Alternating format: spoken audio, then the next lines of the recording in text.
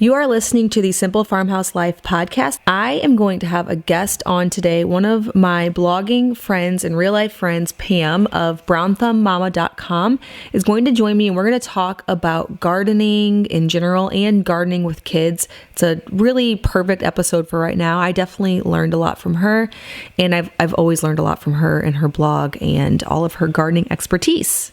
My name is Lisa, mom of 6 and creator of the blog and YouTube channel Farmhouse on Boone. Join me as I share with you my love for creating a handmade home from scratch cooking and a little mom and entrepreneur life along the way. Well, I am on today with Pam Farley from brownthumbmama.com. She is a friend that I've met in real life. I love saying that about internet people whenever I've met them in real life, and I've actually met quite a few.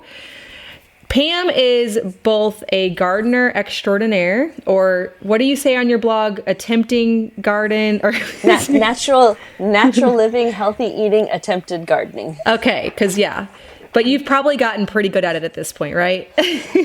Some years work out great, and some crops are terrible. You just got to keep trying. That's probably how it is for almost every gardener. I know last year I watched somebody take all of her seedlings that she'd nurtured, and then this big tornado came through. So there's only so much you can control, but I trust that you've gotten this down by now. But also, Pam is the owner of a comic book shop. I was telling my husband about that, and he was right away found that so interesting, and then he sent me this little comic book gardening thing that he saw. I'll have to send it to you. Oh, He was like, that's what? Awesome. Gardening and comic book store owner? So he was impressed. I love it. So you said that your comic book store is currently closed, of course. Are there any steps, or do you know when that might be opening back up? So the comic book store is closed. We're out here in California, and we're hoping to reopen next month, but we have a comic book subscription box that we ship to kids all over the U.S. So that's kind of a separate department. Right. Yes. And it's called comiccrate.org. And so we send comics to kids in Florida and New York and all over the Midwest, and so it's cool because it gives our little brick and mortar store a reach that we couldn't ever have gotten otherwise. So that's been super fun. That's something that's really helpful during times like this. So you have that going on. And it gets kids reading, which is the most important part. Yes. Oh my goodness. I need to check that out. My kids would absolutely love that. So they would flip their lids. They would. They definitely would. So you are a mom also. You have a daughter who I know as Peanut, but I'm sure she has another name. She has a real name, but Peanut's way more fun. Yeah. And a teenage son who never comes out of his room very often. Okay. He just comes out to eat and then goes back in his room. I hear this about teenage boys, so we'll see. I have 4 boys, so yeah. I was worried that he would be a sullen, grumpy teenager, and he's just as sweet as ever. He just, wants to spend more time with his friends. So that's normal of kids. It's wonderful. Yeah. He's a good egg. Good. How are you guys holding up through all of this? Have you started you're in California? Are you in I'm in Sacramento? California. We're in Sacramento, Zone 9. So I'm already harvesting strawberries. I'm already harvesting snow peas. When do you start? Because here, the non-cold weather things, so tomatoes and those kind of things that can't handle frost, we can't plant that till typically. I've heard gardeners around here say after Mother's Day. Now, I already have mine in the ground, and that's just because I had them growing indoors, and I grew them too early, and so they were growing into each other and tangling up and getting leggy. And so I'm you know what? I'm going to risk the frost. And it's actually it was a week ago I did that, and the whole 10-day shows no frost. So I should be good to go because that puts us into May. But we really shouldn't have planted yet. So when do you do that kind of stuff in Zone 9? So we have, my tomatoes are in, some years I start from seed, but you have to start the seeds for tomatoes and peppers in January. So I haven't been doing that lately since I have kids. But my seedlings are in the ground for tomatoes. I planted my garlic around Halloween, so it's already getting tall. It'll be ready to harvest in July. I have artichokes. I'm looking out the window in my front yard. I have artichokes in the front yard that are almost ready. There's all the stuff from seed I'm just now starting. So cucumbers. We're actually going to build a trellis for my cucumbers. Oh, nice. So yeah, cucumbers, zucchini, melons, peppers, all that stuff. It is 100% gardening time right now. I guess it almost is here too. I guess you have an element of gardening year round then. Or what's Correct. Your low temp? So you probably don't have much frost really, or? We have frost, but there's like my parsley and things will overwinter. I can do carrots all year long. Okay. Broccoli and cauliflower, cabbage, that kind of thing.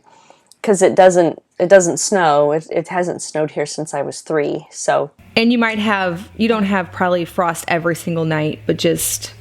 No, definitely not. Right. So yeah, the stuff that I can probably start in March-ish, you can keep or year round. So that's, yeah. I am assuming everybody around you would be a gardener. Like if I had that long of a growing season.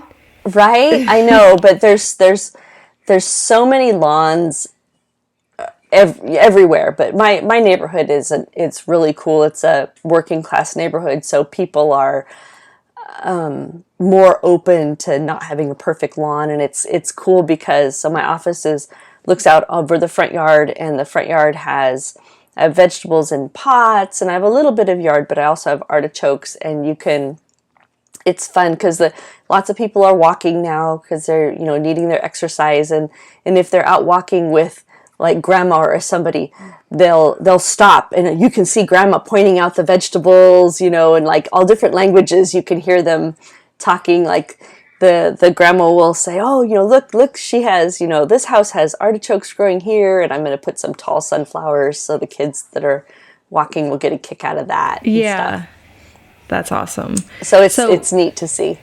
You don't live on a farm per se. Do you just live on do you have like a half an acre or? I am on a track house. I'm on a track house in the city. I can walk a quarter of a mile to a full-size grocery store. Okay.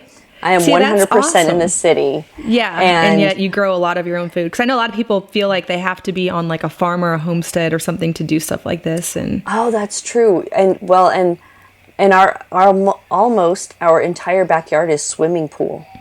So okay, so mostly just your front yard. Yeah, I don't have a big backyard to garden in like a lot of folks would assume. Yeah. I have 3 raised beds in the back corner behind the swimming pool, and then the best sun is in the front yard, but we have a big giant tree. So I do the artichokes, and then the strip of yard that's right next to the sidewalk is of course the best with the best sun.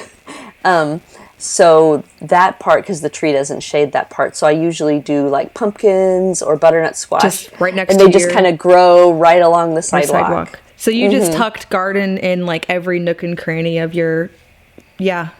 Absolutely. Well. Absolutely. And this is not one of those stuck-up neighborhoods where the neighbors grumble about, oh, there's a flower out of place. So everybody's cool. Right. And I mean, that seems to be sort of the culture of California, right? Or am I wrong about that? It depends. Okay. Some of the more, I don't want to say, I guess, engineered neighborhoods, the ones that have the homeowners association and stuff, those neighborhoods value sameness and order and things like that. And our neighborhood is all different cultures and it's all different kinds of people. And I figure, the next door neighbor has those fake plastic deer in his front yard, so nobody's going to complain about my artichokes. Yeah. So you have some resources on your blog and also in a course, I believe, or a book on gardening and gardening with kids. Can you tell us a little bit about that? So I have a brand new ebook called Get Your Garden Started, Vegetable Gardening for the Beginningest Beginner. And that is, it's for everybody who thinks they want to start a garden, but there's a lot of questions that beginning gardeners have that nobody seems to answer because they think you know it. Things like, do you have to plant seeds right side up? And what does full sun mean? Things that people might not, and the regular garden books think that you know things, and there's no such thing as a dumb question. If you've never done it, it's important to me. I always tell the kids that the only dumb question is one that you don't ask, because it's always better to ask and learn stuff than to just guess. So the things that we talk about in Get Your Garden Started is like, how do you get your soil ready? How do you figure out where to plant things? How much space do you need? Can you put a zucchini plant in a 5-gallon bucket from the hardware store? If you don't have a lot of water, if you have water restrictions, what kind of vegetables can you grow? What bugs are good and what bugs are bad? How do you keep cats out of your garden bed? In the city, that's a thing. Yeah. For me. Oh, yeah. No, we had that issue at our last house, and we lived on a 1/4 acre, but we had cats that wanted to use the corner of the garden as the litter box. Yeah, no. And I love the kitties, but no, this is not your personal bathroom kitty. No, and it's Darn not. You. Mm-hmm. A question I had when I first started gardening, and I remember asking my husband's grandpa, because he was like the closest person to us that garden, was, how do I tell which ones are the seedlings and which ones are the weeds? And he would laugh at me. And now I get it. True. I know exactly what they all look like. I can see what it is. But at first, all of these little tiny green things, how do you know which is which? Yes. Oh my gosh. So one of the things that I do is, because every now and then you'll find your seedlings have just been snipped off at ground level because a cutworm has gone and eaten them. Oh, okay. So when I plant a seed, I cut a toilet paper tube in half and I sink the tube halfway into the ground. I put the seed in there and then I sprinkle some soil so the cutworms can't get to it, and then I know that that's an actual seedling. That's inside a really the toilet good idea, paper because tube. In the beginning they don't need sunlight; they just need water, right? I mean, seedling, they need it once they. It'll grow up, yeah. But they don't really need it until mostly just soil and water at first. Correct. And so that's because I told Luke, that's one of the reasons the only reasons I like growing, not the only, but one of the only reasons I like growing seedlings indoors is that when you go to put them outside, you know where it is, you know what you have, a good supply from the nursery. So that's a really good tip, because I like starting seeds outside because they do better.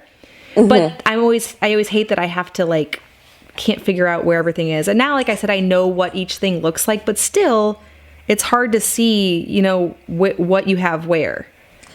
Yeah, and when they sprout up, they're tiny, and then, with my luck, a weed will grow right next to them, and then the weed wins. And you have to play surgery, do surgery, getting that out.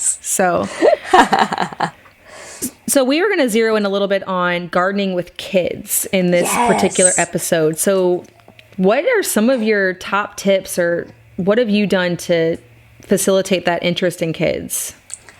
Well, most kids, and it depends, but most kids love getting outside and playing in the dirt, and a lot of the seeds of things that kids will eat are big enough that they can physically plant them. So things like peas or snow peas, green beans.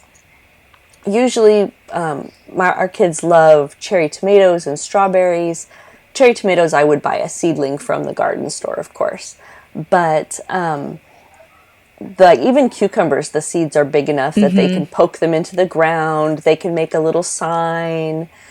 I've found that, even though the kids won't, if you set a plate of green beans in front of them at dinner, they might, But we've had years where we would grow green beans up a big trellis, so that's pretty fun. They can watch them grow tall. And if you bring them out in the garden with you when it's time to pick, and you nonchalantly start eating a green bean right off the plant, they just might start eating a green bean right off the plant also. And then they're, just don't make a big deal about it. Just casually start eating, or snow peas or cherry tomatoes, so they just start grazing through the garden and eating vegetables because they've had a hand in growing them. That's just the coolest thing. I agree. Most of my kids really aren't picky, but I do have a 7-year-old boy who he'd rather wait for anything that he sort of likes. You know, he'll like pick through and eat what he likes the best. Like, he's pickier. But whenever he goes out, he's the most interested in gardening also. And whenever he goes and picks a basket of something, he's right away interested in eating it. Like last week we went and foraged mushrooms, and he doesn't like mushrooms, but now he wants mushrooms on his pizza, you know, because we found it. But same with gardening, whenever they have a hand in it. That's awesome. Yeah. And you don't need a lot of fancy equipment. I recommend that gardeners have a watering can, a cobra head, which is a little hooked weeder, all-purpose garden tool, and that's, you know, and maybe a good trowel that's made of steel and won't break. Those are all things that kids can use. They get a kick out of watering things. It's an activity that you can do together that you don't have to, you know, stop them from, you know, there's no warnings, there's no, you know, don't eat the dirt, but it's depending not on who you talk to. Some people will tell you, have you ever seen that Dr. Josh Axe book, Eat Dirt? It's like, just kidding. But yeah. Oh, Dr. Axe. Yeah.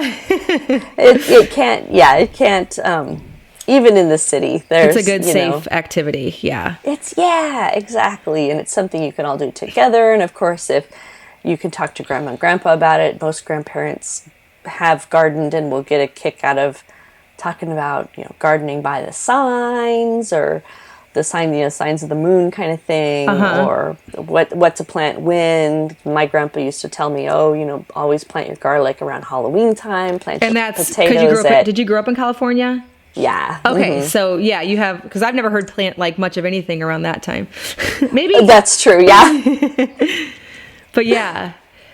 And potatoes at St. Patrick's Day. Okay, yeah, that's when I've always heard too. That's when, plant potatoes at St. Patrick's Day. So what do you recommend as far as tilling versus container gardening versus raised beds, which is what we have going on at our house? Yeah, so a lot of that will depend on your situation. If you're in an apartment, then container gardening is the way to go. And you can grow tons of vegetables in containers. If maybe you're renting and you don't want to do anything to the yard because you're not allowed to, again, containers or some large, like the cattle waterers kind of turns into a raised bed because it's so big.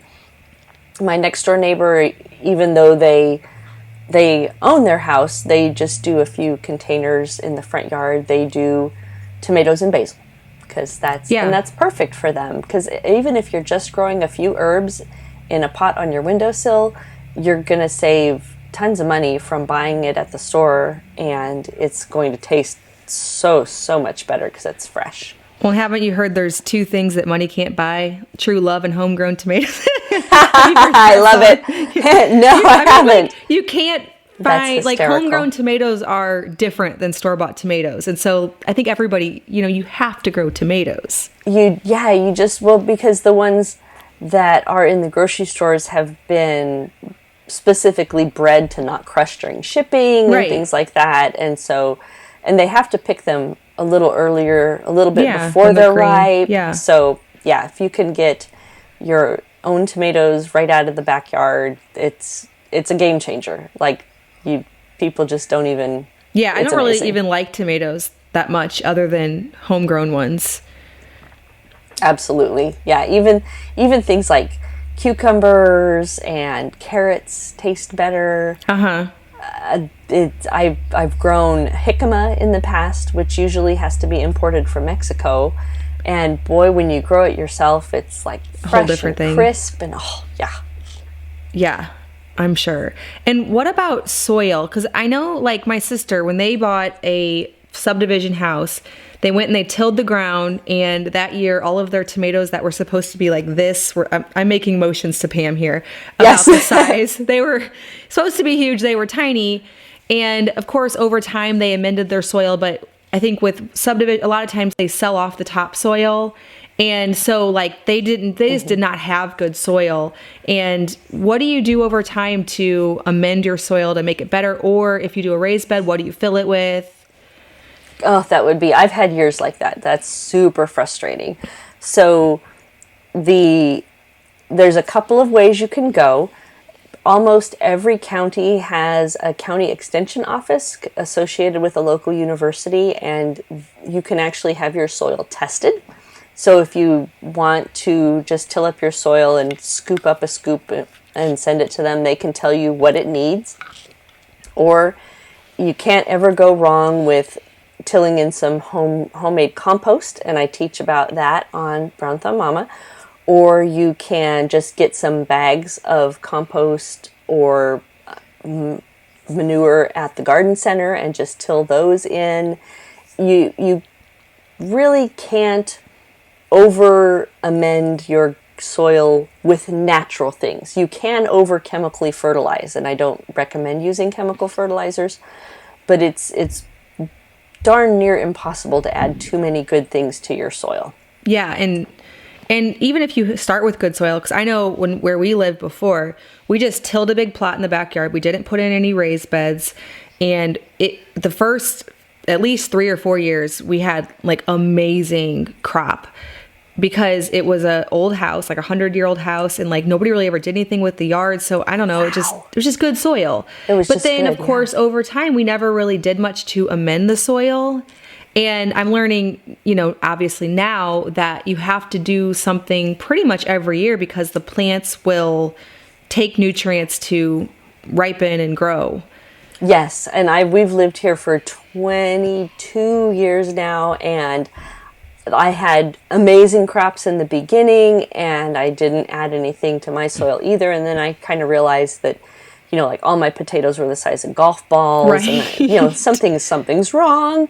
So then I started adding things. I started a compost bin, and I got a friend of mine brought a load of horse manure from where he was learning to ride horses, and I let that compost down, just adding different things in over time.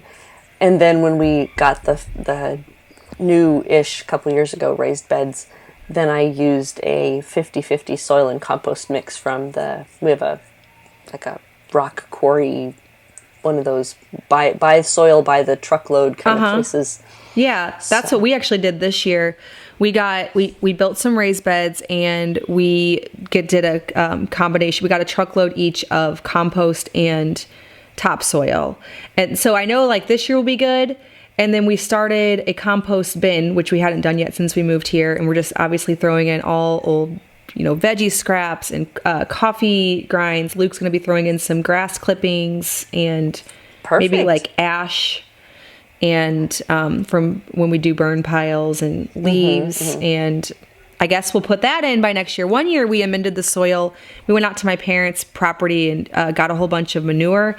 And I never had such bad weeds as I did that year. I think they like ate something certain. I don't know, but it was like the gnarliest year as far as weeds went. So I'm like, your compost on that now, even though that was compost has to get really hot. Yeah, that's the hard part. And my compost does not get hot enough to kill all the weeds. So would you recommend like now? Because I think of things at the wrong time of year. So maybe like now I should go gather manure for next year. You definitely wouldn't be able to use it right away because it would be too high in, I believe it's nitrogen, and it would burn your plants. Yes. So whenever you gather manure, you have to compost it down. I think we had done it in the fall that year, but like I'm wondering about even thinking further ahead. Sure. We're doing our compost bin, but we have a lot of raised beds.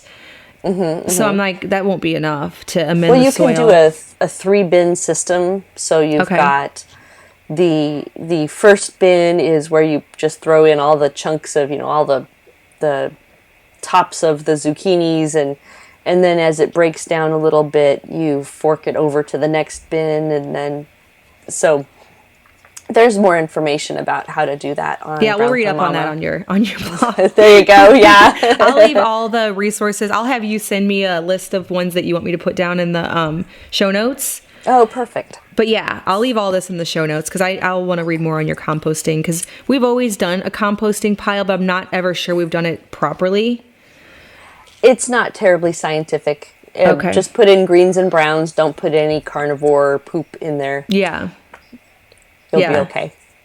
There's all kind. I have a list of 21 things you didn't know you could compost, like the shavings from your pencil sharpener and like, just crazy stuff like that. If you cut everybody's hair at your house, you can put the hair in there. Oh, that's true. I never would have thought of that. It's just kefir grains too. We end up with so many because I make milk. I make milk kefir all the time, and I always have just an overabundance. So that's another thing. Yeah, for sure. Cool. So any other tips or takeaways you can think about for gardening with kids? Definitely keep them involved. You can talk about the bugs that are in the garden. Kids love bugs. They sure do. My kids they've been pulling all the worms out of our garden because they're, I'm like, put those back. Yes, those are important. I'm like, no. No, the worms belong in the garden.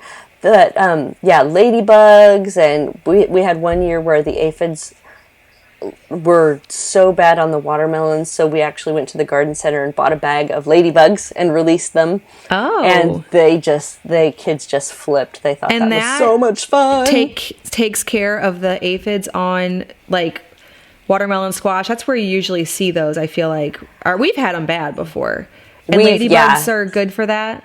Ladybugs are one of the ways, the most effective way is to wash them off with the hose first thing in the morning. Yeah. Because the adult ladybugs don't eat as many aphids as the ladybug babies do.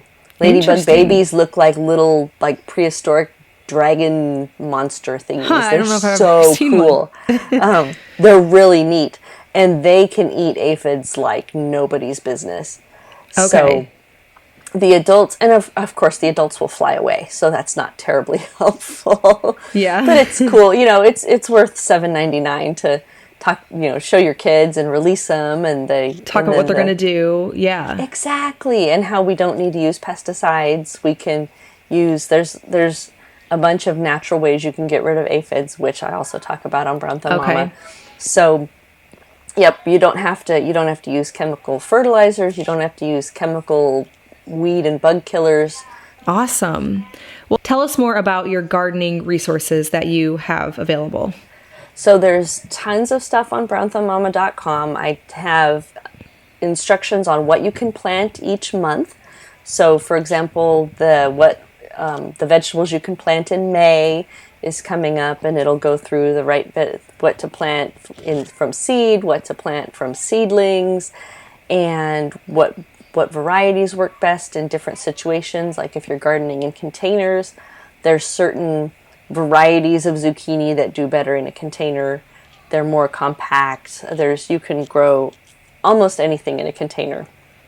And so what I've done, the gardening book is called Get Your Garden Started, and that is an introduction to gardening for the very beginningest gardener.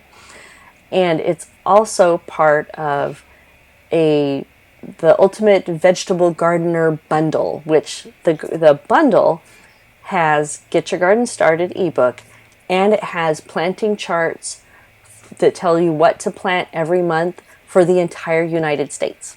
Oh, cool. So no matter where you live, or I've had some military families say, oh my gosh, no matter where we get stationed, I just look in my book and I know, there you go, yeah. Now I know what to plant this month. I'm in a totally different area than I was last year. So the bundle has Get Your Garden Started, the vegetable garden planting schedules, zones 3 through 10. So anywhere you live in the lower 48, you're covered. Also my introduction to composting booklet, and then a freebie of vegetable garden companion plants, because just like people, some plants get along better together than others, and some plants should be kept apart. So it's like a little reference sheet that I need to look at that. There's some things that will not grow well together, like you don't plant potatoes and tomatoes together. Okay. But you do plant strawberries and chives together. So it's fascinating. Okay, yeah, I did not know that. And I do know that certain ones maybe deter certain things that will target.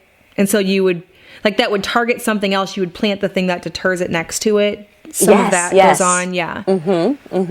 That's interesting. Yeah, there's lots of neat things. Like there will be bugs in other places in the garden, but there's no bugs on the garlic plants because nobody wants to take a bite out of the garlic leaves. All the bugs are like, oh, I'm staying away from those. This year I just planted the garlic in a block, so like a 3 foot by 3 foot block. But in prior years, I tried garlic and onions are both pretty repellent, and so I planted a zucchini plant, and then I did like a little fort of garlic plants around it just to see if it would work. But you harvest the garlic in July and the zucchini is just getting going. So it didn't really work. But I've been experimenting in the backyard garden for 20 years, so I've got lots of advice to share. This is something that obviously people have been doing for ever to survive. Yes. So we have age-old wisdom to pull from. Exactly. Awesome. Well, I'm going to leave all of the resources we've talked about from Pam down in the show notes so that you can check them out and hopefully get your garden going this year and get your hands dirty with your kids, get them involved in the process of growing your own food, and maybe you'll find that picky eaters will be eating some vegetables. Yay! Yay. That's a win. Well, thank you so much, Pam, for joining me on here. I really, truly appreciate it. Thanks for having me. All right, well, thank you so much for listening. Again, I will leave all of these resources from Pam down in the show notes, and I hope that you're able to get out in the sun and get gardening. This week is a perfect time to get started. As always, thanks so much for listening, and I'll see you in the next episode of the Simple Farmhouse Life podcast.